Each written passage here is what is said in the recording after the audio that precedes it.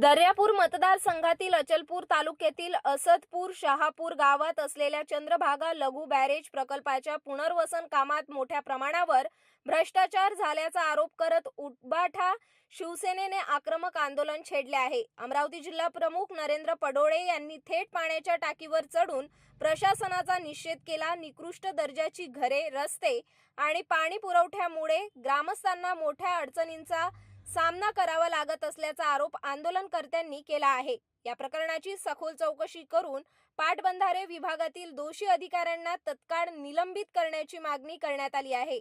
या आंदोलनाला गावातील सरपंचासह मोठ्या संख्येने नागरिकांचा पाठिंबा असून आता प्रशासन कोणती भूमिका घेते याकडे सर्वांचे लक्ष लागले आहे।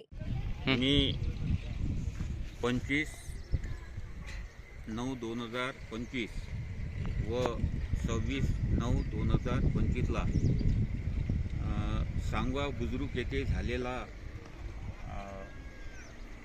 प्रकल्प आहे। त्या प्रकल्पामध्ये जे शेतीचं भूसंपादन करण्यात आलं आहे ते अतिशय म्हणजे असं करा की ते भूसंपादन करत असताना नदीकाठची शेती सोडून देण्यात गेली आणि वरची शेती घेण्यात आली आणि घरांचं पुनर्वसन करत असताना नदीकाठचे घरं सोडून देण्यात आले, वरची घरं घेण्यात आली। असा मोठा भ्रष्टाचार त्या दोन्ही भूसंपादनामध्ये झाला आहे आणि तो भूसंपादनाचा घोळ निकाली काढावा आणि जे असदपूर शहापूरमध्ये ज्या लोकांचं पुनर्वसन झालं त्या पुनर्वसनामध्ये ज्या सोयीसुविधा झाल्या त्या अतिशय निकृष्ट दर्जाच्या झाल्या। त्यामध्ये शाळा खोल्या असतील, बांधकामं, विविध तऱ्हेचे बांधकामं, रस्त्याचं बांधकाम आहे, नालीचं बांधकाम आहे, अंगणवाड्या, विविध तऱ्हेचं सगळं निकृष्ट काम झालं। त्यामुळं मी त्या आंदोलनावर दखल अधिकाऱ्यांनी न घेतल्यामुळं मी दिनांक 29/1/2026 ला 11 वाजता आंदोलन करण्याचा मुद्दा हाती घेतला।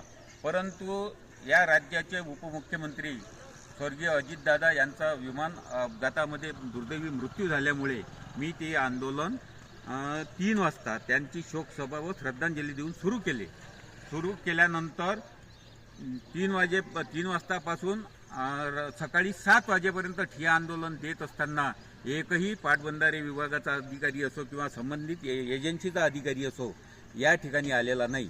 त्यामुळं मी आज याच पुनर्वसनामध्ये निकृष्ट दर्जाची बांधलेली टाकी त्या टाकीवर चढलेलो आहे आणि जोपर्यंत मला न्याय मिळणार नाही तोपर्यंत मी या टाकीवरून उतरणार नाही। जर मी टप्प्याटप्प्याने हे आंदोलन बदलवणार आहे, परंतु आज जर 7 ते 8 वाजेपर्यंत मला न्याय मिळाला नाही तर मी या टाकीवरूनच दुसरं आंदोलन करेल।